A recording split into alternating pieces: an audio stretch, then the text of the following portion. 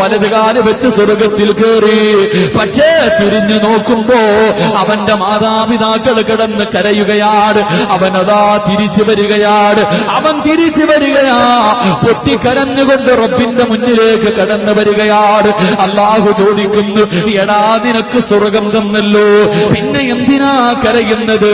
പിന്നെ എന്തിനാ കരയുന്നത്? അല്ലാഹുവേ,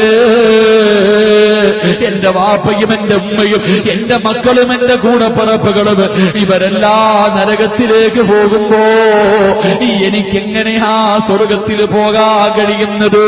എനിക്ക് ജന്മം തന്ന എന്റെ വാപ്പ, എന്നെ പൊന്നുപോലെ കൊണ്ട് നടന്ന എന്റെ ഉമ്മ, ഇവരെ നീ നരകത്തിലേക്ക് വലിച്ചെറിയുമ്പോ എനിക്ക് സ്വർഗം വേണ്ട അല്ലാ,